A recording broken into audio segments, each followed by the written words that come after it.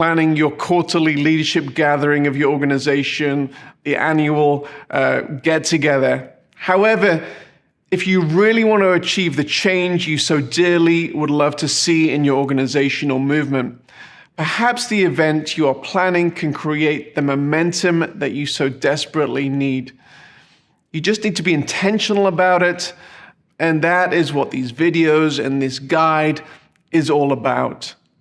Now, of course, I'm representing Saudius Media, and in these videos, it's a given that we're going to be leaning pretty heavily in the direction of what makes a great online event. However, I'm hopeful that the journey we go on will be helpful no matter what type of event you're putting on. The questions we ask throughout these videos will hopefully lead you to clarity regarding what you want to achieve and how you can achieve it. We'll move from one video to the next, from big picture questions to the more technical online aspects of your event. We're rooting for your event success and hope that the following video and guide will help you navigate these waters. I'm looking forward to our time together. Let's get into it.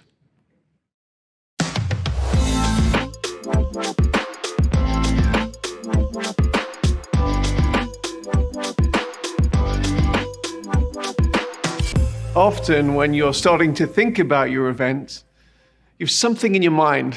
Maybe it's a full room, a conference center, or a stadium buzzing with life and activity.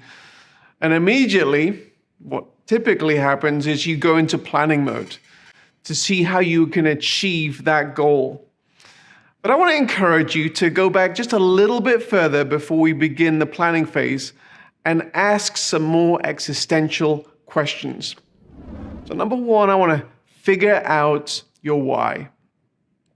Whether you're having an in-person event or an online event, one of the first things you need to determine is what exactly the metrics of your success are in the event.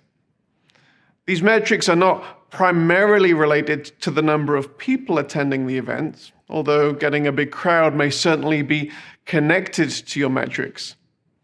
If you're hosting a product or a service launch, your ultimate goal will be related to the sales that are derived from this event.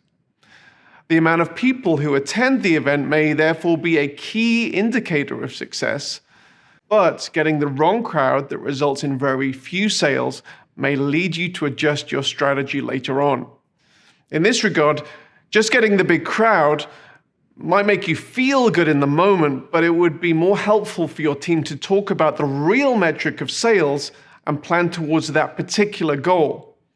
Now, if your goal is to communicate your vision to your super fans, your radical core audience, having a huge crowd with hundreds of thousands of people may surprisingly actually work against your main metric. If your audience wants to be addressed as if they are the only one that matters, including them just as one of the many thousands of the audience may be a bad idea.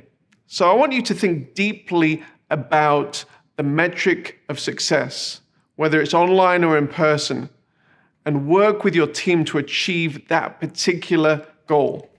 Now, let's translate some of these thoughts to putting on an online event. Now, in the TV industry, getting the eyeballs is a key indicator of success. Large numbers are also attractive to online broadcasters as they can result in advertising revenue. The strategy for engaging your audience online may be the same, simply gathering a big crowd. And if a simple big crowd is the objective, then maybe the right strategy is simply to go out on all the platforms like YouTube and Facebook. But if you're really honest with yourself and think about it, your goal is probably more than simply the eyeballs. And so when you think about it, there are some limitations to that strategy. Maybe you don't want to simply give away all your audience's data to those particular social media platforms. Maybe you want to serve them yourself. And that's why we're seeing the emergence of many OTT media platforms. Previously, you would watch content through the major media outlets, ABC, NBC, BBC, now Facebook and YouTube. And now the content makers are going, quote unquote, over the top to reach their markets directly. Think about Disney Plus, Discovery Plus, and the multitude of other niche brand video channels who are engaging their core audience directly. Getting to know who your core audience is, your super fans, your radical core, and engaging them around topics that are relevant to their life may be a more efficient and effective way to energize your people, who will then leave the event and immediately sell the vision to 10 more of their friends and therefore grow your superfan radical core. Now, choosing the right type of event is important. There are different types of people, there are different types of objectives, there are different types of events. It's important to understand the difference between meetings.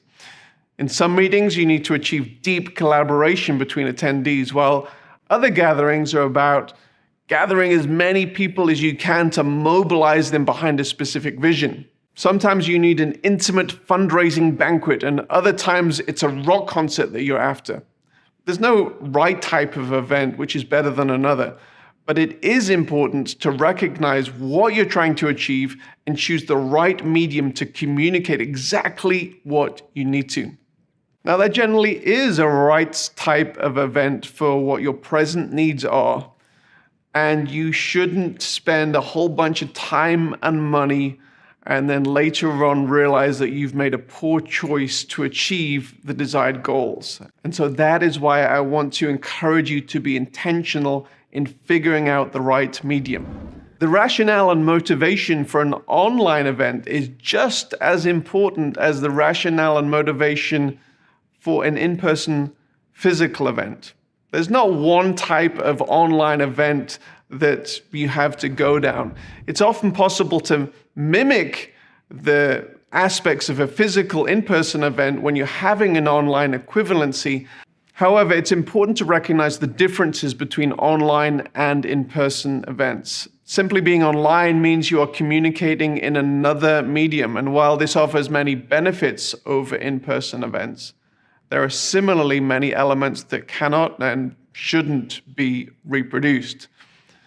Online communication is better for intense, effective, focused, interactive information sharing, as well as focused networking, one-on-one meetings. While physical events can be much better for creating space and time, more serendipitous networking, having meals, coffees, and walks. Similarly, you will never experience the intense, ear-bleeding, emotionally high experience of being in a mosh pit at a concert online. However, you can experience a perhaps more intimate, artistic experience through a broadcast feed. It's also important that you think in a correct manner about your financial budget. It is so possible for you to lose a significant amount of money in organizing a large-scale event.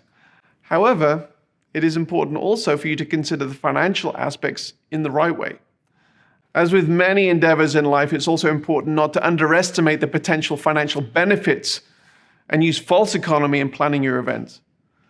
Many of the components of a successful event will involve spending, and this includes your stage lineup, your production budget, or broadcast distribution budget. Often your event will only be as strong as the weakest link. For example, you may decide to go big on funding a high-end speaker or band and then skimp on the production budget. In most scenarios, this would be a bad decision. And the same is true for online delivery of your event. There are some amazing solutions being offered on the market at the moment, and it's important that you don't skimp on providing an amazing experience for your audience. Now, we have advised many event coordinators who are hosting large events, and often the first component that is considered is the lineup of presenters on stage. Maybe it's famous bands and speakers who will have the ability to gather a crowd. Gifted and charismatic stage personalities are great, and they may form a component of your overall strategy. However, it's imperative that before you invite any presenters, you are clear about your metrics and your narrative. Now, the narrative is the story behind your event, the reason why your audience will want to attend your event